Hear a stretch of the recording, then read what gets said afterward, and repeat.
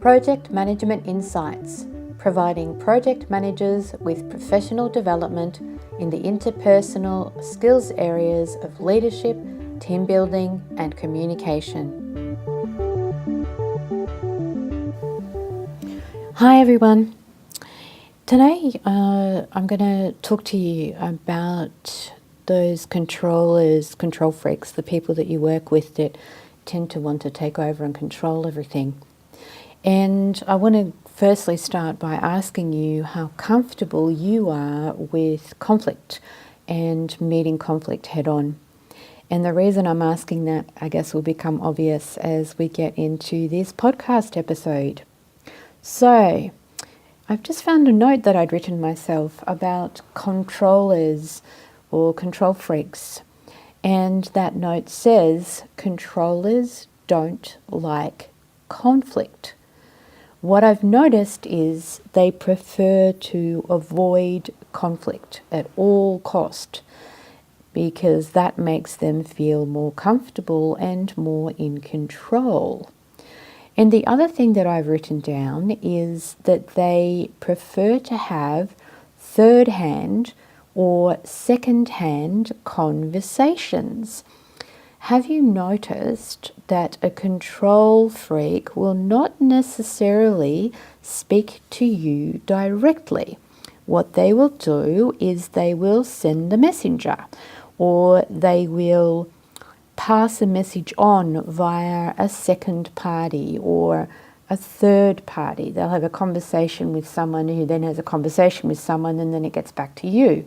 Or they will have a conversation in a roundabout way with someone else that then gets, told back to you in some roundabout way as part of a separate discussion.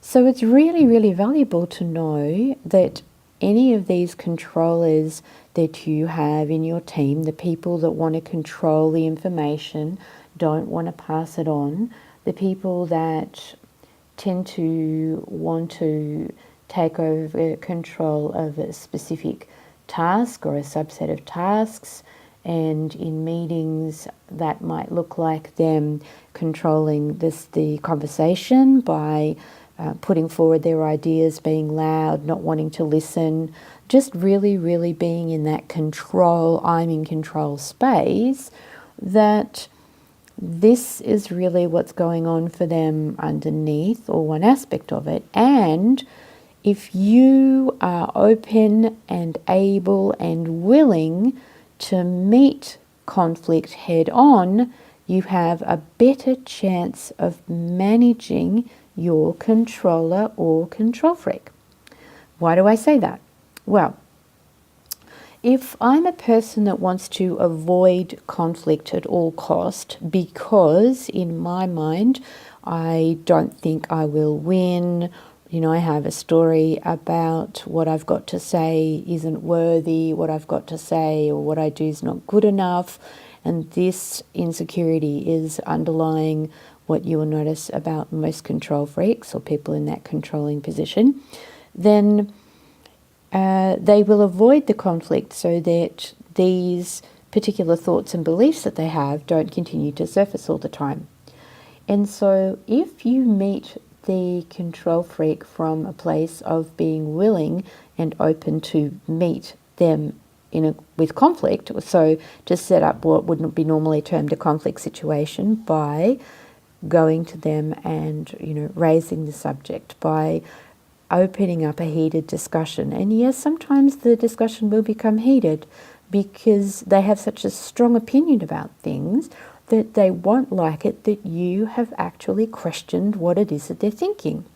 And yet, I don't know how many times I can say to you that the best thing that you can do is meet conflict head on, because from that place you can negotiate. When you meet conflict head on, you have the ability to understand what their wants are. You get to be able to get clear on your own wants and express them. And in that place, then you can begin to negotiate an outcome that creates win-win for both parties. Whereas if you don't meet the conflict head on, you not understanding or what their viewpoint is or where they're coming from, and you're also not getting clear and expressing your own want. And so it's not valuable for either you or the other person. And so meet these control freaks from a place of being open and willing to be in a conflict situation with them so that you can get clear and negotiate an outcome. If it doesn't work for you that they're controlling everything, because you, after all, are the project manager and it's your ultimate responsibility for delivery of the project, then say that. Be open, be clear, and be willing to put that out there.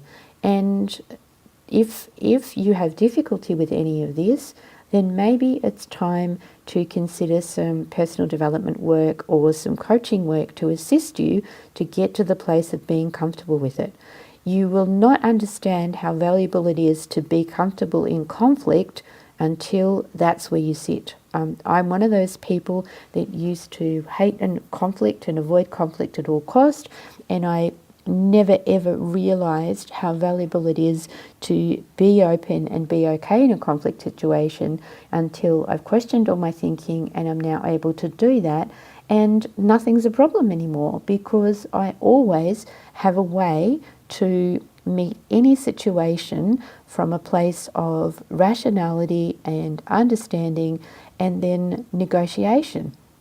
And so there's only always a better outcome available to me because I'm open to being in a conflict situation and dealing with a conflict situation head on. So if you have control freaks in your team, it's one way to deal with them. If you are a control freak yourself, pretty interesting, isn't it? Does this seem relevant for you? Do you find that you are not willing and open to be in a conflict situation because of what that means or what it could mean for you?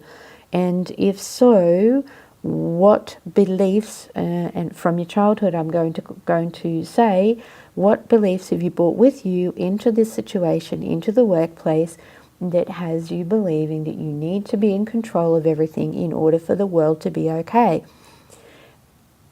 Being in control is not always the most stress-free way of operating or being in an environment around other people. This is all about creating a calm and peaceful environment for everyone, each and every team member to work in, and that includes you.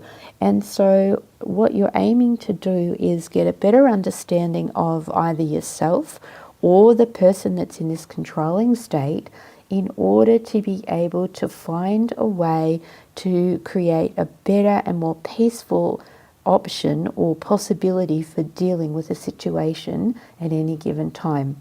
This will only help you and it will help the whole team in the long run.